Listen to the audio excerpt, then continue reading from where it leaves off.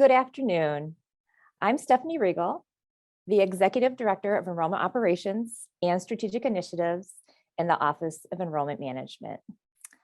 I am a white woman with shoulder-length dark hair.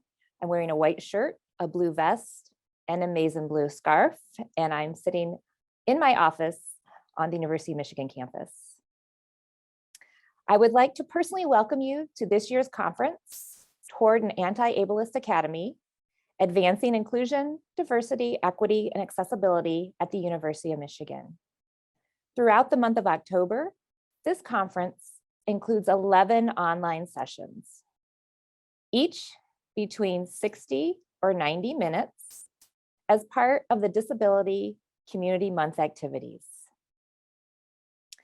These 11 sessions focus on the progress made and work still to be done on recommendations to close accessibility gaps across campus for disabled students, faculty, and staff at the university.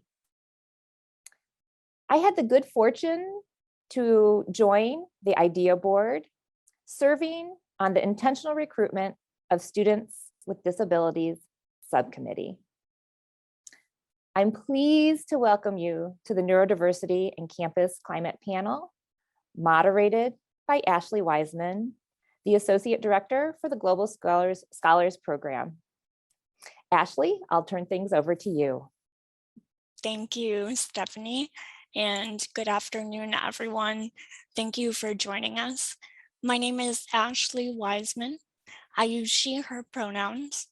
I'm a white woman with long brown hair, and I'm wearing pink glasses. I'm using a power wheelchair. I'm also neurotypical. I was invited to moderate today's panel by some of my neurodivergent comrades, whom I know through our cross-disability organizing efforts on campus. Neurodiversity is a crucial aspect of disability inclusion, and I'm grateful to be a part of today's conversation. Today's event builds on ideas that originated from Luke Kudryshov, Dr. Remy Yurgo, who is one of today's panelists, and Stephanie Rosen. A few years ago, they began organizing a panel to help dispel pervasive misinformation about autistic and other neurodivergent people. I want to thank them for igniting the spark, and I want to thank Luke and panelist Josh Guberman for consulting with me on the questions I'll pose today. Thank you as well to Pam McGinty, Dilip Das, our ASL interpreters, our caption provider, production crew, and everyone else who made today possible. Let us begin by acknowledging that the University of Michigan is built on the ancestral, traditional, and contemporary lands of the Anishinaabe, the Council of the Three Fires, the Ottawa, Ojibwe, and Potawatomi, as well as the Wyandot. Today, we benefit from access to land and resources originally gained through a coercive treaty that was supposed to ensure reciprocity, mutual respect, and access to education. Disability justice necessarily includes dismantling settler colonialism and white supremacy. It means dismantling the racist, ableist beliefs that the white settler body mind is most capable and valuable. Today, we're talking about neurodiversity. The term neurodiversity was coined by the autistic sociologist Judy Singer. She explains it as, quote, the virtually infinite neurocognitive variability within Earth's human population. It points to the fact that every human has a unique nervous system with a unique combination of abilities and needs, close quote. Neurodiversity, therefore, refers to neurocognitive differences among individuals. Neurotypical refers to people considered to have typical neurocognition. Neurodivergent refers to people whose neurocognition differs from those deemed neurotypical. Neurodivergent is an umbrella term that includes many forms of difference, such as ADHD, anxiety, autism, bipolar disorder, depression, dyscalculia, dyslexia, intellectual disability, OCD, schizophrenia, and Tourette syndrome as examples. And now that we have a basic shared understanding of some terms that will be important to today's conversation, I'd like to introduce our panelists. Noor Pervez is the Community Engagement Manager at the renowned Autistic Self-Advocacy Network. And this year, he received a 2021 Paul G. Hearn Emerging Leader Award for his work to create an English language easy read translation of the Holy Quran. Congratulations, Noor. Helen Rotier is a PhD candidate in disability studies at the University of Illinois at Chicago, whose research focuses on academic ableism, access, and the experiences of disabled, autistic, and neurodivergent students and scholars. Dr. Remy Yurgo is a professor of English at the University of Michigan, associate director of the Digital Studies Institute, and author of the multiple award-winning book, Authoring Autism, on Rhetoric and Neurological Queerness. Josh Guberman is a National Science Foundation Graduate Research Fellow and a PhD student at the University of Michigan School of Information, whose research focuses on the intersection of disability studies, feminist science and technology studies, and computer-supported cooperative work. Dr. Remy Yurgo and Josh Guberman both served on the Student Inclusion, Diversity, Equity, and Accessibility Board that Stephanie mentioned earlier. The board issued 50 recommendations to create a more welcoming campus climate at U of M. Since a primary goal of this conference is to mobilize the campus community for implementation of those recommendations, I'm going to drop a link in the chat where you can find them. Understanding neurodiversity and campus climate is crucial to that work. So let's get started. Our first question is for everyone. Please share your name, pronouns if you'd like to share, a visual description, how you identify related to our topic today, and something you do for fun. And Noor, we'll begin with you. Hi everyone, my name is Noor. I use he and him pronouns. I am a South Asian non-binary person with bright teal hair, wearing a full face of makeup and a colorful floral shirt.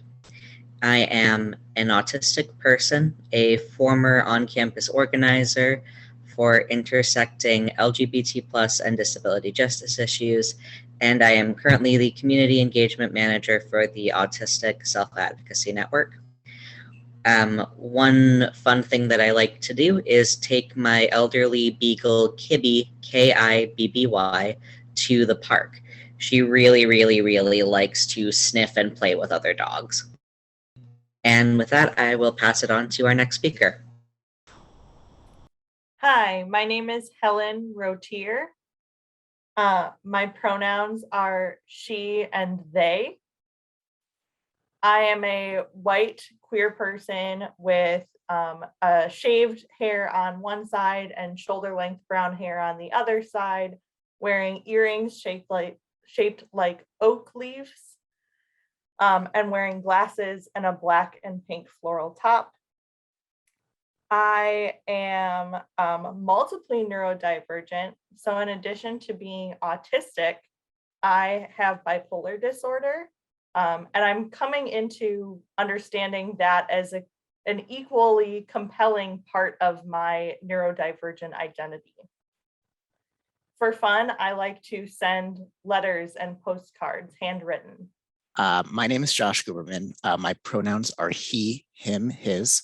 I'm a white man with dark brown hair, and I have a light brown beard. I'm wearing a headset and a red and blue flannel shirt, and I'm sitting in front of a U of M themed virtual background with a picture of the cube sculpture on Central Campus. I'm autistic, dyscalculic, and dysgraphic, and have anxiety and depression, all of which mediate the ways I make sense of the world and exist within it. One thing I like to do for fun is to refurbish vintage electronics. And I will pass the virtual mic over to Remy. Hello, this is Remy Yurgo speaking. My pronouns are they, them, theirs, and I'm an associate professor of digital studies and English here at University of Michigan. I'm a white non-binary person, and I'm wearing glasses and white headphones, and I'm sitting against a lavender wall. I also have a stim band that is pinkish in color that might make an appearance occasionally. I am multiply neurodivergent. I am autistic and I have OCD, among other forms of neurodivergence, and I teach and do research on neurodiversity. And a fun fact is that I am obsessed with the Electric Light Orchestra, which is a band, in case people do not know. So I believe I will now turn it back to Ashley. Thank you, Dr. Yurko. So my next question is also for everyone. There is a lot of misinformation out there about neurodivergence. What are some things that you want people to know? And Josh, we'll start with you this time.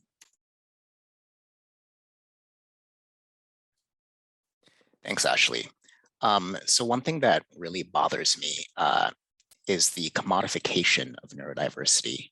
So in both higher education and the business sector, there's this tendency to talk about neurodiversity in terms of the benefits, the idiosyncrasies of someone's neurodivergence might confer upon their employers or society.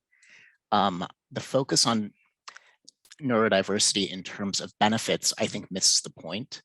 The neurodiversity paradigm asks us to value all people by virtue of their existence, not because of any unique productive or consumptive capacities associated with their various neurotypes.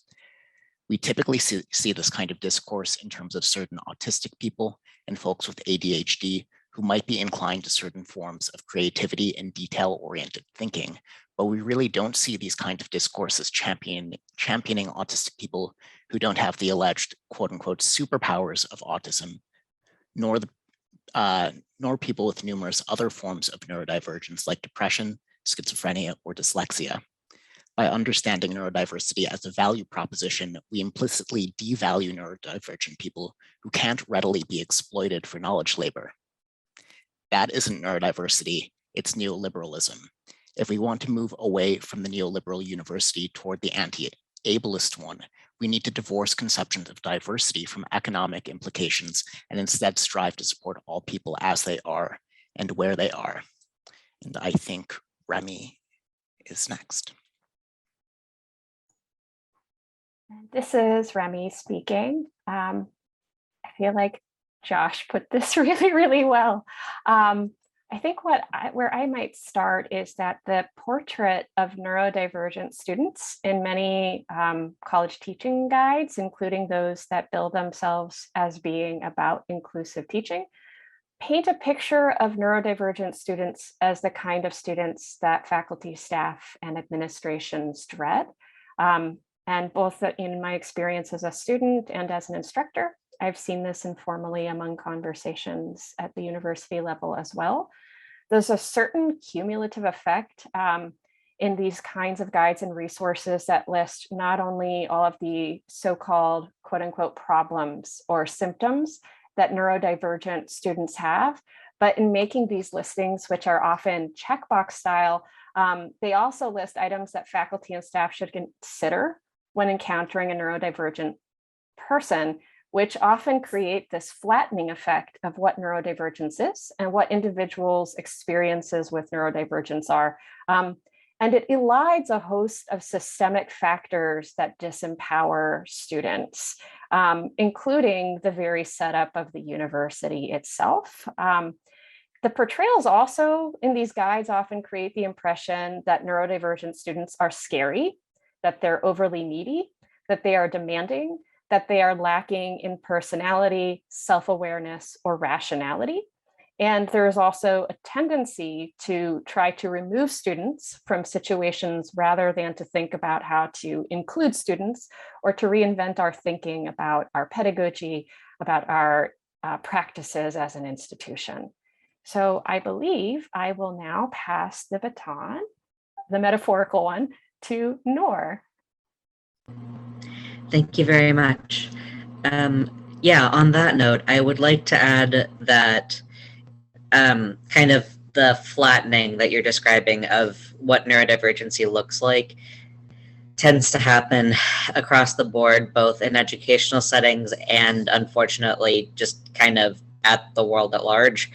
I would want to emphasize for educators and for anyone who is still learning about neurodiversity that neurodivergency can and does look like anyone.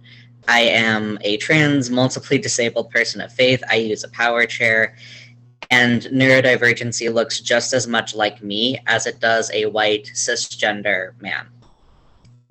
The diagnostic disparity, so the tendency to only be able to get a diagnosis if you're a young white cisgender boy, does mean that you're definitely going to run into some students who would qualify for diagnosis that either never had it suggested or that have tried and been told that they couldn't be something outside of like neurotypical because it's never occurred to the people in power that that could look like them.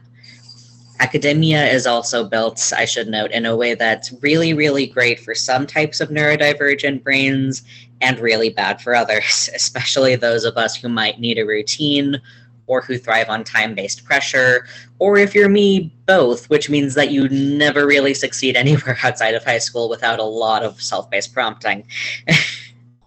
And on that note, too, when we're talking about neurodivergent people, I feel like it's important to raise the point that burnout and chronic illness can both hit really hard for neurodivergent people in college as well, because both of those things tend to come along with really big life changes and really large amounts of stress. And that kind of boils people and makes it likelier that anything that's buried is going to rise to the surface. And with that, I will pass this on to our speaker.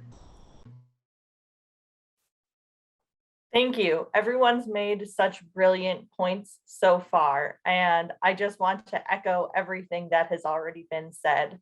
To Noor's point about how academia works well for some types of neurodivergence and not for others, sometimes that neurodivergence or that conflict can exist within one person. I, in some ways, am an excellent academic candidate because of hyper focus and because of, you know, all of the passion I have for my research, but in other ways, really, really struggle, especially because I don't know how to stop working. Oh, I'm gonna wait for the interpreter. Okay, I don't know how to stop myself from overworking. But to the question, I just want to say neurodiversity goes beyond autism and ADHD centric definitions. And also neurodiversity is for everyone. Thinking about Noor's point about across identities and thinking about, you know, when we Josh's point about valuing people for their mere existence, because that is something worth being valued. I think that's the end of my comments.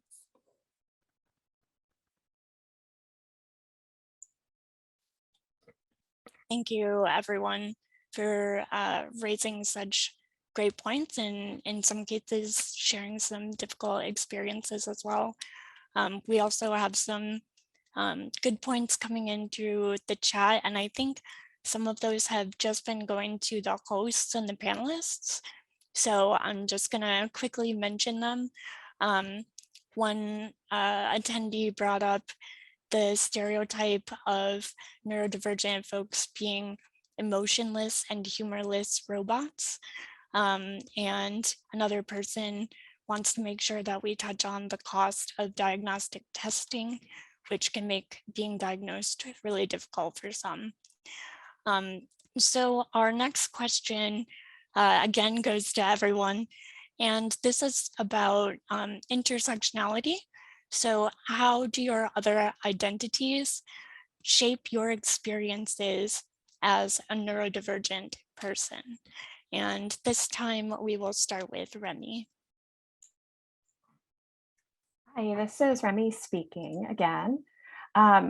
So I am white, I'm queer and non-binary, and I'm multiply disabled. I'm also a tenured professor.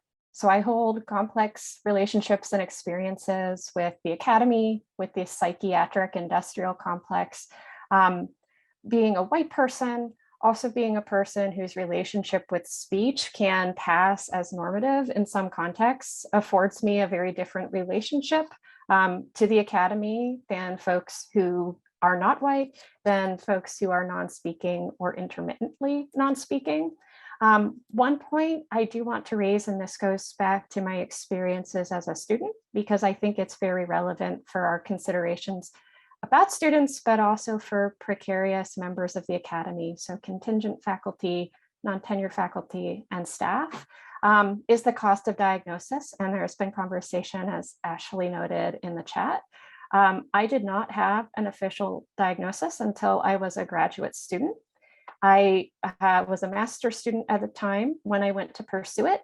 My graduate annual stipend was $7,500, and I had no health insurance. Disability services directed me to some options outside of the university for testing. They ranged in cost from $500 to $5,000. I had to take out student loans to cover the cost of my assessment. I went years without receiving needed services because the paperwork I had did not match what was required in order to receive those accommodations. This is a huge, huge problem. Thinking about the class dynamics, the intersecting dynamics of identity, oppression, and experience as they manifest, and being able to receive needed support. So we have many members of our community who are denied these supports on that basis. So I will now turn to Noor. Thank you so much. So when we're thinking about kind of the ways that our identities shape our experiences, it's not a thing you can separate, really. It fundamentally shapes, at least in the US, like how everything happens. Like, to do the very broad strokes version of how this impacted me growing up, like, I grew up in North Texas, relatively low income, but in a pretty well-off neighborhood. And I grew up with parents who didn't really have a background with understanding autism, didn't really have medical experience, and were very distrustful of the medical system as a whole, short of like a broken leg. And like, reasonably so, like I'm the child of immigrants, and like, collectively, we have a very substantial anxiety around authority because you're constantly worried that you're going to do something wrong and lose the status and the benefits that you have. So because of that, despite having a lot of the stereotypical signs of effectively all of my mental health and cognitive disabilities from a fairly young age, it was never even suggested that I get an assessment, because the idea was, well, even if this child doesn't really talk at all and doesn't have the capacity to really talk to people longer than a few seconds without bursting into tears, and does well in school but is very terrified of effectively all human contact, well, they're getting good grades, so it's fine. We don't need to worry about it. And that is something very, very unique and specific to being a person of color in the US, particularly a low-income person of color in the US, growing up with a bunch of disabilities, because there's only so much that you get access to or that's thought of. And like, as I got older, I grew into a lot of my experiences and became very proud of my neurodivergence. But that was largely because I found community members and people on the ground who were willing to make that jump with me and kind of push me towards recognizing that because I loved and cared about them and I accepted all that they were, that I could accept me too. And the thing is, I got to that point on hope and a prayer and a lot of luck, and other people got to do that through therapy and OT and speech and lots of formalized structures that were specifically designed to build up people's skill sets and teach them how they can fit in with the rest of the world. And the thing is, there's definitely something to be said about like the singularity we currently have in terms of like how people can learn about disability. But regardless of whether that's good or bad, it is fundamentally different than the experiences that I would have had if I were someone else. At the other end of that spectrum, though, I am very proud of like the fact that because I learned all of that on my own, that's something that's very hard to shake, and that's something very hard to take from me because I made that choice for myself and I didn't have to kind of learn it so much as it was there and I decided to take it. And that's, again, neither good nor bad, but it's different. I do also want to note, sorry, I know I'm going a bit over time, so I'm just going to shorten here. I do also want to note that, like, as someone who is trans and queer, my experiences with the medical industrial complex are very fundamentally different as an autistic person. Like, I had effectively no chance of getting diagnosed in Texas because being autistic and trans is seen as a special interest, which, for the record, you can have a special interest in something and still have it be who you are. I have a special interest in Indian dancing. It doesn't make me less Indian. Anyways, like, just putting that out there. But once I got up to DC and I had access to professionals who'd been trained in kind of both and who regularly saw trans clients, that became something accessible to me. So location and access, both of which unfortunately are predicated by like having money to go to places that have that access, are also a major role here. And also, just kind of stating the obvious here, autistic culture is only as accessible to me as it is physically accessible. So if you're having a wonderful neurodiversity pride event and it's not physically accessible to someone in a power chair, and yes, that includes having a bathroom I can actually use, it isn't accessible to me and it's missing and it's incomplete. Just putting that out there.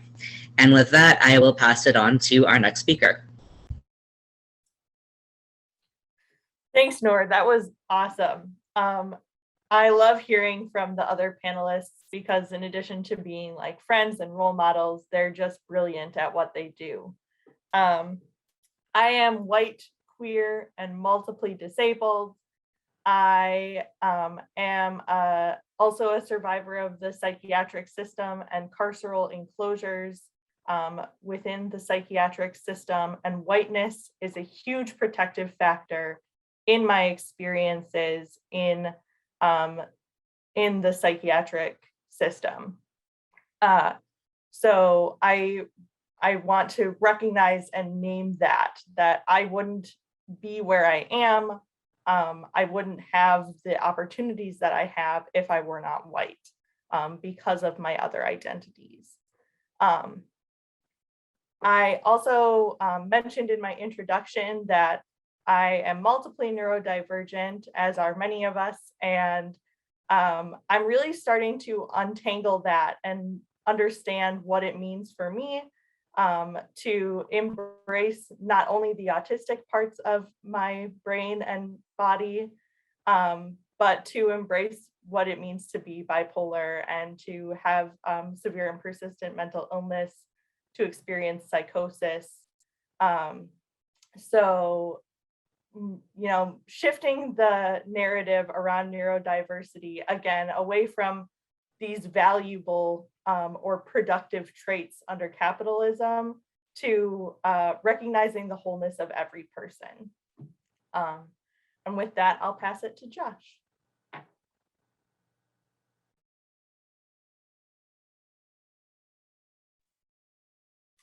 Thanks, Helen. So a few things that have shaped my experience were my gender, as well as my parents' financial and educational privilege. So my mom is a clinical psychologist. And so in a lot of ways, she was more prepared to recognize and seek support for my neurodivergences than a lot of parents are, and to navigate the relevant psychiatric and medical systems.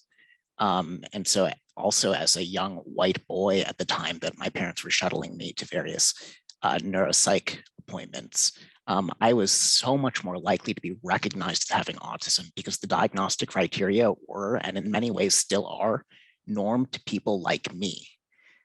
So being able to access the diagnosis for my various forms of neurodivergence, along with my parents' cultural capital, enabled me to get an IEP, individualized education plan, which is a formalized accommodation plan with some legal protections, relatively easily.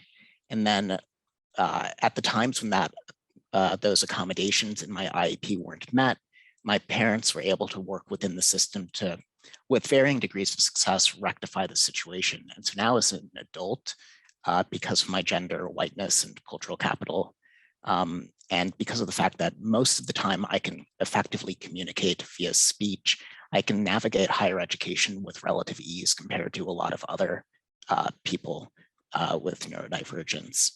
And I just want to stress that, like my fellow panelists have touched upon in a lot of different ways, that when we need to recognize that when we're talking about being inclusive with neurodivergent folks in higher ed, we also really need to be working to dismantle the intersecting forms of oppression that disproportionately prevent neurodivergent people who don't have these various forms of privilege from entering or succeeding within our institutions and really at society writ large. This is a systemic issue, a lot of intersecting systemic issues that go far beyond higher education and really affect people in every sphere of life. Back to Ashley.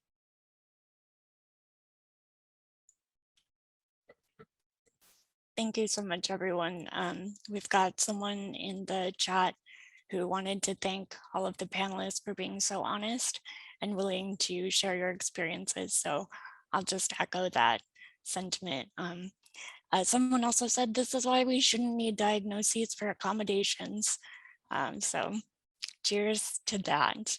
We also had a question come through, and just so y'all know, we are going to have Q&A at the end. So questions will come up at the end in the order they were received. Our next question is for Noor.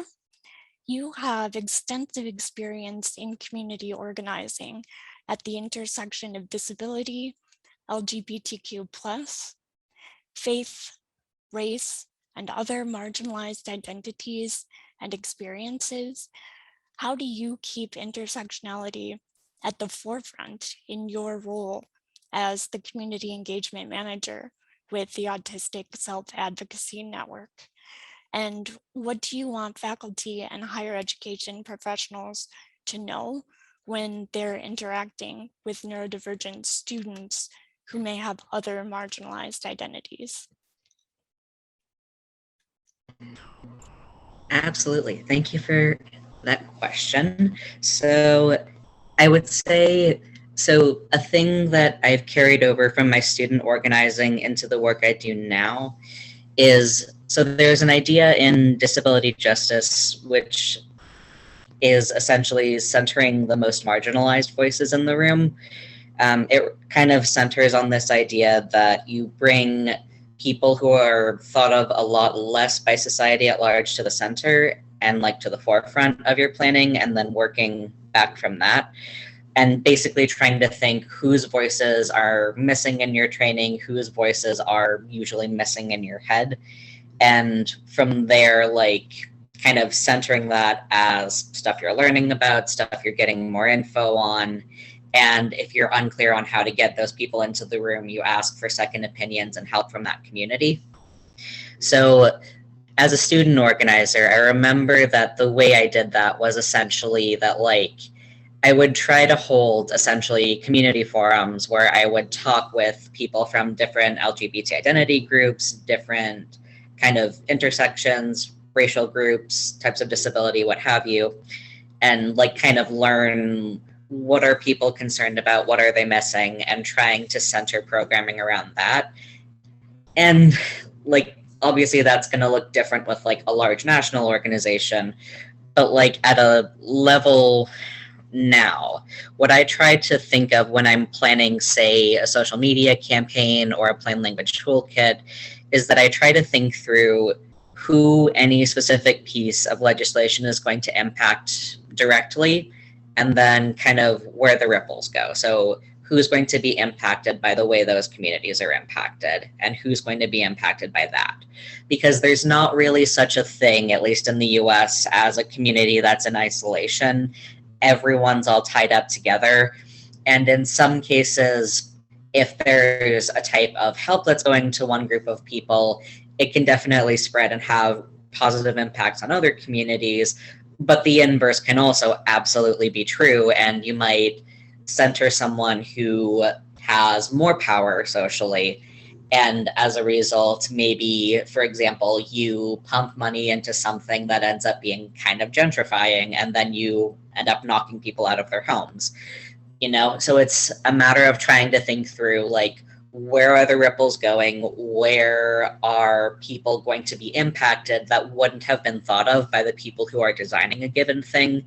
And think through what are the ways we can either make suggestions to mitigate that, or in our messaging, acknowledge like the shortcomings of a thing and how we get around that. I think that in terms of what I want faculty and higher education professionals to know when they're talking to neurodivergent students who have other marginalized identities, there's a similar principle that needs to apply, where you need to recognize that there are going to be areas of your training that like either intentionally or not, are going to be missing large hunks, large groups of people. And when you're thinking through that, it's important to document where those missing spots are. So that might look like, what do you know about the barriers that low-income students face? What do you know about how students with disabilities can get around campus? Can they get around campus? What do you know about the challenges a student with chronic illness will face? Students who might be sex workers or in marginalized fields of income due to lack of access to other forms of work. Like, think through the types of people you might run into. And if you don't know enough, then get out there. We have the power of the internet. Learn about it from members of those communities that have made those resources available, and think through what you can practically do, whether it's in your classroom or at your campus, in terms of advocating for change on boards or on just letters to whatever level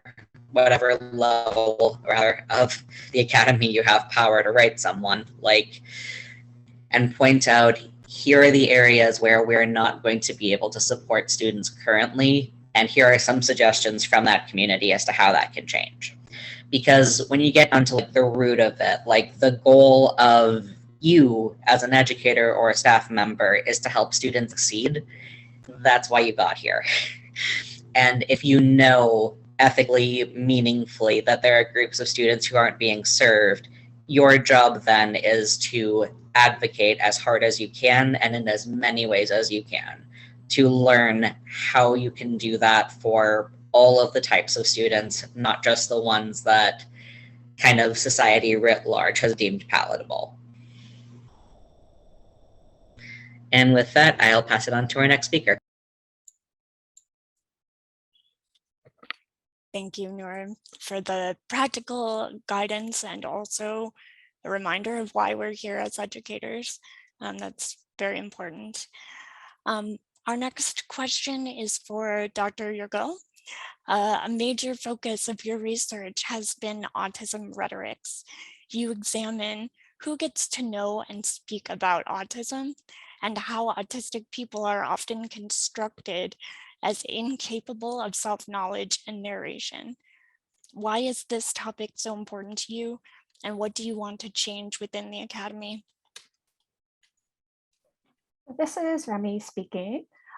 Thank you, Ashley, for that question. I might begin by saying that my field area is rhetoric, and I was drawn to rhetoric because I wanted to understand non-disabled people. And there's something very pattern-based about rhetoric. And I just want to sort of share an example from an earlier piece that Catherine Prendergast, whose last name is spelled Prendergast,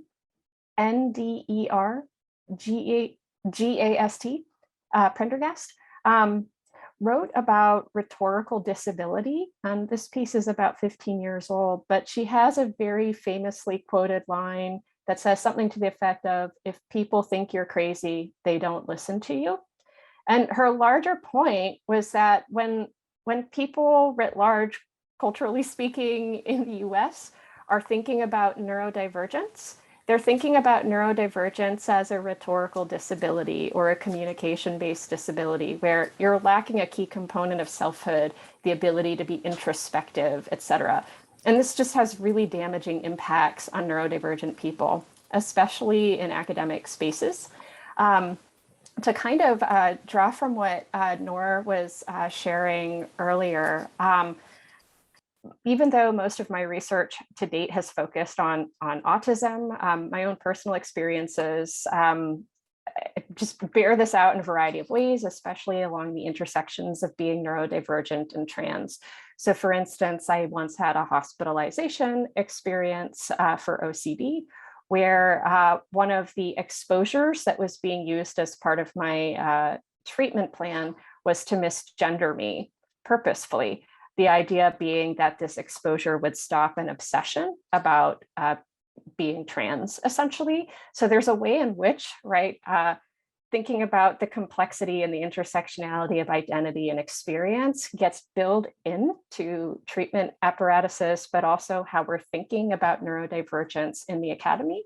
So even when we're thinking about resource-based provisioning for students and employees on campuses, who and where are we sending our students to? How are we understanding neurodivergence as like this, let's shuffle people over there. This is not our problem. Shuffle people over there. This is not our problem. How are the infrastructures of our institution reinforcing this? I might bring up examples like time to degree. I might bring up examples about normative communication and expectations in classroom and professional settings, right? All of these come back to fundamental understandings of neurodivergent people as lacking core components of self-awareness, personhood, communicability, and empathy. I know we are short on time, so I'm going to return the baton back to Ashley, I believe. Thank you. And yes, we are running a little bit behind. So we understand if any of our attendees need to leave right on the dot. Helen, I have a question for you next. So your research centers on autistic and disability knowledge production outside of academia, as well as how autistic and disabled people connect through peer mentorship and online spaces. Why and how should universities provide institutional support for autistic people to build communities with each other? And what else can universities learn from your research? Yeah. So to why and how institutions should provide support for us to build communities really comes down to making sure that these communities are run by and for disabled people, whether that's more specific to like by and for autistic students or by and for neurodivergent students and staff. but making sure that we are in the leadership position, that there are paid opportunities for people to do this work. I'm really fortunate that I, as part of my graduate research and mentorship work, I am supported to mentor other disabled students. And recognizing that we are the experts not only on ourselves, but on how we want to connect with our peers. And when I say peers, I usually mean other disabled peers. Frequently in literature and in higher education, there are models of quote unquote peer mentorship that pair disabled students, frequently autistic students, with non-peers, but still call themselves peer mentorship. Frequently, these models draw their mentors from clinical and special education programs where the peer mentors are already learning how to subjugate and oppress autistic and disabled people. And also frequently they pair graduate students with undergraduate students and call that peer mentoring. And while I, as a graduate student, love working with undergraduate students, it's hard to say that we are peers. And then finally, what I want people to take away from my work broadly is that there are infinite epistemologies, infinite ways to learn and know and grow, infinite ways beyond the academy, and that academia needs to recognize and value this knowledge without co-opting it or enshrining it in the academy. So academia basically needs to take a step back, take a seat, and realize that people outside of the academy who have been violently excluded from or dismissed from the academy are doing work to build knowledges. And with that, I'll return it to Ashley. Thank you. And my next question is for Josh. Josh, disability technologies are a popular research topic in your field. In your research, you have examined how scholarship that is ostensibly meant to help autistic and neurodivergent people does not actually reflect their needs and priorities. Why is this the case? And how can academics do a better job centering autistic and neurodivergent people? Thanks for the question, Ashley. So there's this idea in science that goes back to at least the 17th century that the truthiness of theories and the credibility of researchers is tied to researchers' ability to be objective. And so scientists have all sorts of rituals they use to signal that they and their research are objective. At the same time, as Remy excellently explains in their work, autistic people are discursively constructed as incapable of self-knowledge or lacking a self altogether. So this perception is, in addition to making it so that researchers decide not to include autistic people in their research, it's also a barrier that makes it hard for autistic people to enter the academy and to do scientific research themselves. So we end up with predominantly non-autistic autism researchers basing their understandings of autism on the experiences of non-autistic people. And this is why my field, for example, ends up making things like self-contained mushroom growing kits that supposedly help autistic kids develop empathy, which we apparently don't have, or classroom surveillance systems that monitor our challenging or non-normative behaviors, so-called, rather than things that autistic people say they actually want that are relevant to my field, like better assistive communication tools that allow us to express ourselves more authentically and fully, particularly for adult autistics. Scientists have never been objective, though. It's really impossible to separate who we are and our social locations from the embodied from our own embodied subjectivities, even if we perform all these, rituals that have become institutionalized within the sciences. Whether or not we consider someone's knowledge as valid and especially their knowledge of themselves, is a decision. And science has decided that autistic knowledges and experiences just aren't valid. This isn't an experience necessarily unique to autistics. The knowledges and experiences of people with other marginalities have often been written off in higher education using similar stereotypes about disability and intellectual disadvantages to exclude the participation of women, Black, Indigenous, and people of color, people living in non-Western countries, among others.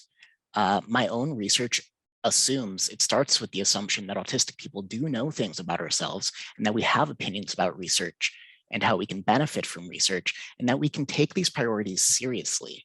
It's hard to break down institutionalized practices. So one of the things I do in my work is directly compare how autistics approach certain topics in research with how researchers approach them. So for example, both autistics and researchers are really interested in autism interventions. Researchers want to make faster ways to make autistic people less autistic, or to look less autistic. And autistics, many of whom who've experienced these interventions and found them incredibly traumatic, want researchers to examine the assumption that it's better and necessary for autistic people to appear non-autistic, and also the demand, and also to focus on the unexpected negative outcomes of these interventions. So when we make decisions about whether to approach autism research from a medicalized perspective or a neurodiversity perspective, we can directly impact the safety and material, corporeal, and emotional well-being of neurodivergent people. And so I like to stress that researchers have the agency to choose, to use their educational, economic, and institutional privileges to take neurodivergent people seriously and to draw the consequences of not doing so. I think we're back over to you, Ashley. Yes, thank you. So before we get to our last question, which will be for everyone, I just want to remind everyone that we have a couple of events next week. Beyond Stairs and Chairs, Making Spaces More Physically Accessible, will be on October 20th from 12 to 1 p.m. And then another session on October 21st from 12 to 1 p.m. We'll have two parts. Part one is assessing workplace culture through a disability lens, and part two is intentional recruitment. So my final question for all of you, this panel is a session of the Toward an Anti-Ableist Academy conference.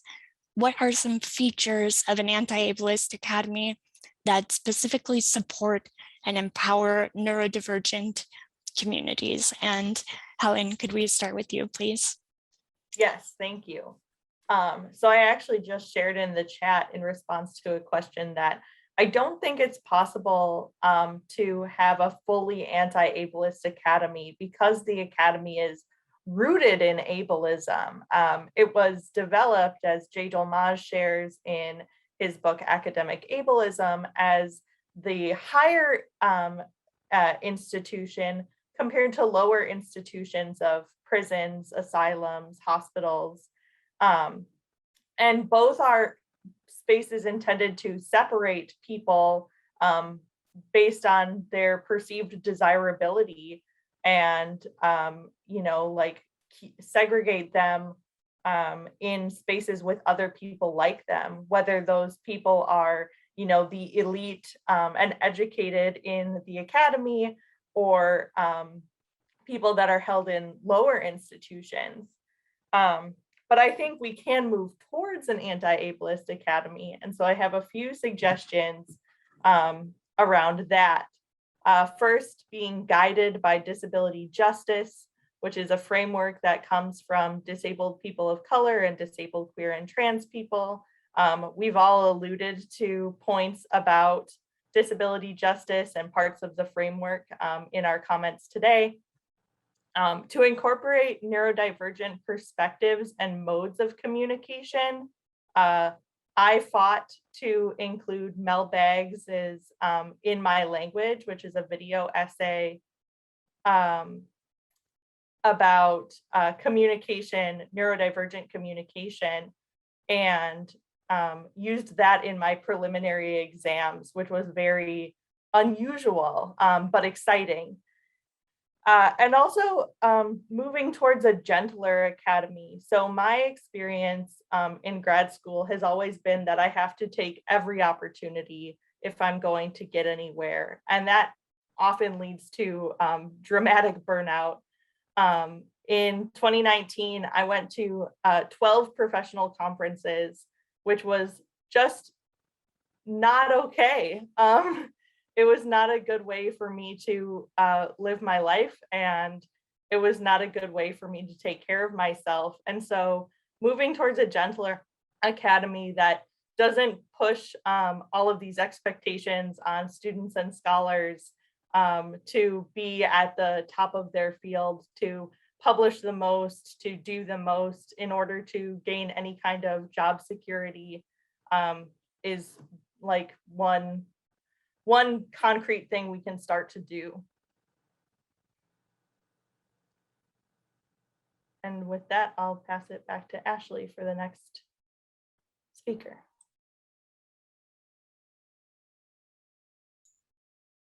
I think our next speaker is Noor. Yep. So I do agree with Helen in the sense that, like, we definitely have to recognize that the roots of the academy are built from fundamentally ableist places. By that same standard, like, that is a choice that people in power as a society made a long time ago, and people in power can absolutely choose to change that and to choose to fundamentally change the way that we structure colleges and the ways that we structure their role in society and what it's supposed to do for people. That's a decision we can make, so we should make it. By that same standard, I do want to raise a point that one of my friends over in the AAP internship program, Mina, raised, which Fermina is a graduate from a college with the USED program that has an intellectual disability.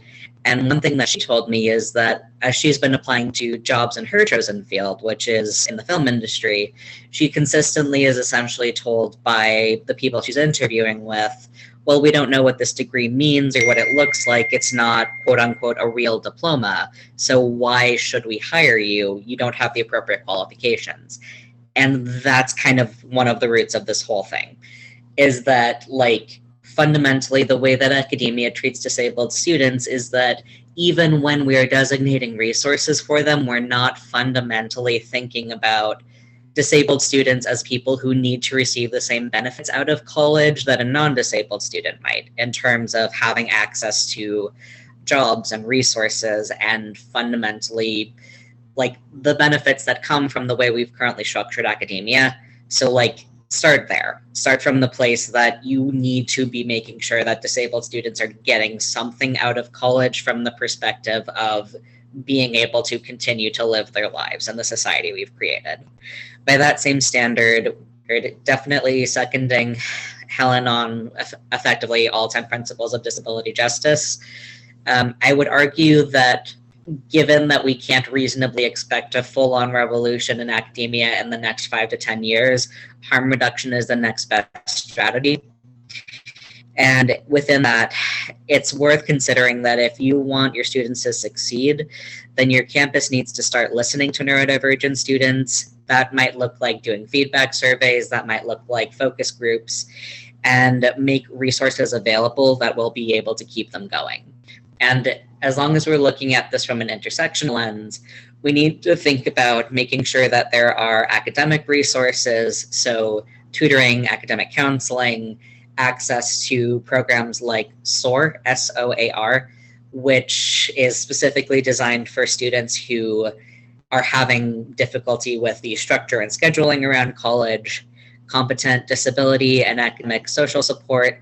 And it also means making practical resources available on and near campus, such as access to food banks and counseling, practical day-to-day things that students who are learning to live on their own, sometimes for the first time, sometimes after a major life change, are really going to need, because you're kind of expected to use college as this transitional space to learn how to live somewhat more independently than you did before.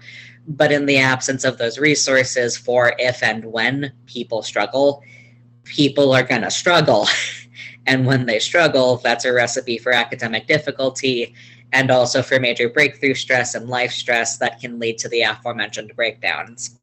So just kind of putting that out there. Listen to your students, make room so that you can listen to your students and hear back from them, neurodivergent and otherwise disabled students in particular, and actually implement the feedback, which largely is going to include actually providing resources. Budgets are moral doctrines. If you don't have a budget set up for this yet, make one. And with that, I will pass it back to Ashley for the next speaker. That's you, Remy. This is Remy speaking. So I just want to strongly echo in a very echolalic autistic fashion what Nor and Helen and Josh have been saying, especially about disability justice and how the principles that have been laid out by a number of disabled activists of color and queer and trans disabled activists push back on the very notion, as Helen and Nora were saying, that the Academy can be anti-ableist, but we can lurch toward that, right? Like thinking about disability as a way to move, fundamentally rethinking structures. I put a link in the chat to an essay from Patty Byrne, whose last name is spelled B-E-R-N-E. And this is hosted on the Sins Invalid website. And one of the people that Byrne quotes in that essay is Aurora, A-U-R-O-R-A, Levins, L-E-V-I-N-S, Morales, M-O-R-A-L-E-S, who writes, quote, "There is no neutral body from which our bodies deviate," end quote. And I think that this quote is really highly relevant to what everybody has been sharing here so generously, in that the Academy is structured around this valorized notion of a neutral ideal body, and the ways in which neurodivergence, the ways in which identity, marginality, and vulnerability are understood in this context is to treat them essentially as deviations from a norm. And a whole host of institutional structures have arisen from this. As we're thinking about ways to move, means of pushing back on these institutional constraints and doing radical liberatory culture and paradigm shifting at our institutions, I might just point out all of the lessons we have forgotten during COVID. If we think about crip wisdom, especially as a way to point us toward histories and lived experiences of multiply marginalized people, the way that our institutions have responded this fall in light of all of that learning has been really horrific, especially for neurodivergent people. So even thinking about how are we understanding physical and virtual space? How are we understanding notions of access? How are we understanding notions of community building and engagement? I would even say, especially at the programmatic level, questioning what our intentional learning goals are that we are setting forth for students and how and where they reaffirm this notion that there exists some sort of neutral ideal body mind to which all of us should be aspiring. I know I mentioned earlier the question of time to degree. Others have mentioned the financial constraints that are often deeply imposed and entrenched on neurodivergent students, especially for those who come from lower income backgrounds and for those who are diagnosed later in life, and for those who come from communities that do not recognize or value neurodivergence or understand those modes of experience as they map onto other forms of identity. So I will just sort of pause here because I feel like I am amping into manifesto mode and I need to do the opposite. So I will turn the mic to Josh. Thanks, Remy. My fellow panelists, colleagues have said so much already, and the main thing I want to echo is what all three of them have said, is that the Academy is fundamentally ableist, and we can only inch towards something that is less ableist. And to bring this back to the Student Idea Board recommendations, which were one of the impetuses for this conference and this panel, There are a few things that we recommend that I think can help us move in that direction while we consider burning everything down instead. One of those things is this idea of universal design for learning, which takes accessibility as a starting point, and it works to make all aspects of learning accessible from the beginning and reduce the needs for students to navigate the process of seeking accommodations to remediate systemic inaccessibility. In her opening remarks at the beginning of this conference a couple of weeks ago, Ashley described universal design for learning, saying that, quote, "It doesn't eliminate all barriers, but environments designed to be accessible and inclusive make a statement. Welcome, we've been expecting you," end quote. In addition to UDL, Universal Design for Learning, another way to maybe send a message of welcoming and acceptance would be to create and provide funding and other institutional support for a disability cultural center. This was recommended by, I think, at least 3 different subgroups within the Student Idea Board report. And I think that this is a step forward in that it recognizes that disability is an identity, and identities coincide with their own unique cultures. And we need to make a shift from focusing solely on neurodiversity in terms of its implications within the classroom or for employment, and start considering the ways that institutional norms and cultures do or don't support neurodivergent community members as whole people. I think a well-resourced disability cultural center provides neurodivergent and otherwise disabled students, staff, and faculty a place to connect and be in community with one another. And also, currently, the responsibility and burden of addressing the burdens of ableism falls primarily on neurodivergent and disabled people.